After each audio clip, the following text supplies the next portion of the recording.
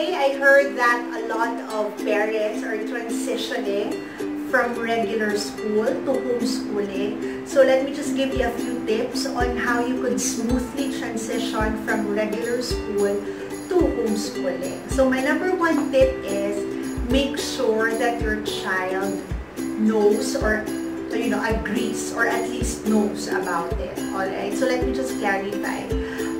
Agrees is most needed to those who are probably grades 4 pataas, because most likely they have already established friends, barkadas, routines. They have their personal wants already when it comes to this matter. So it would be a little bit hard for them if you would just inform them that starting next school year I will be homeschooling you. My suggestion is you sit down with your child, you talk to them, you lay down the pros and cons, and make sure that they are in the same boat with you. Na hindi sila napilitan, alright? Or hindi nila nararamdaman that they were left out in this decision. Alright? So that's very, very important so that you could transition smoothly.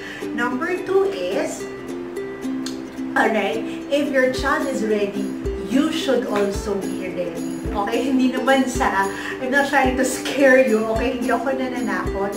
But I just want to let you know that if you are homeschooling a child that is from kinder to grade 3, the burden of homeschooling falls on the parent and not on the child.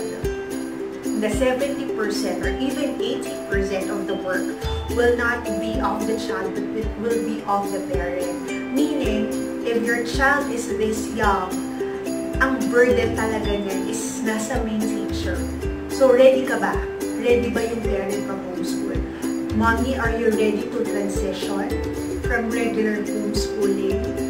Rather from regular school to homeschooling? Kasi if you are not ready, and if you are doing it just because, okay, na hindi masyadong pinag-isipan, even if your child is ready and if you are not, it would be a difficult transition. Especially, again, if your child is very young. Like if he or she is kinder up until grade 3. And lastly, just make sure that your reason is not a form of punishment. You're not homeschooling kasi parusa siya. You are not homeschooling kasi naging pasawa yung anak mo sa regular school. Well, yes, these reasons could happen, but make sure that this is not the only reason. That your child knows that he or she is being homeschooled not because of a punishment. Or, hindi yung feeling niya na ikukulong mo na siya.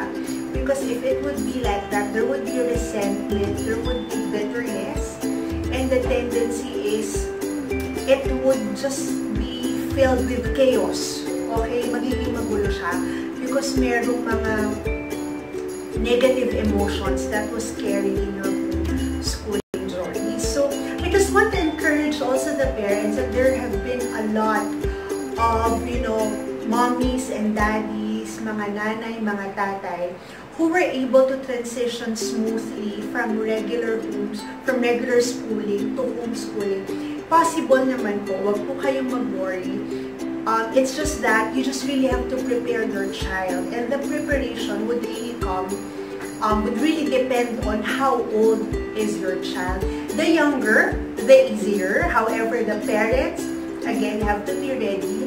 However, if the child is a bit older, just make sure that you consider them and just be ready to answer their questions on why they will be homeschooled. And I hope that you will not answer this harshly, but you would be excited about this, that you would be the first one to cheer them on, because if you would carry a negative vibe, alright, when you transition them, it would be absorbed by the child, and with that, magiging negative din yung approach niya sa homeschooling. Alright? So, I hope that you would really entrust the Lord also with this decision. Ask Him if it is His will for you to transition from a regular school to homeschooling. Because again, this is a major decision, okay? This would run for 1 school year, and it would probably take so much of your time, or even remove one of the paychecks at home. I do not know. But you just really have to rely on the Lord and ask Him if this is His will. And if the Lord wants you to do this, I'm sure He will just open doors and make sure that everyone in the family is ready to transition. Thank you so much. And if you have more questions on this, you may comment on this video and follow and like my page, Ready to Marry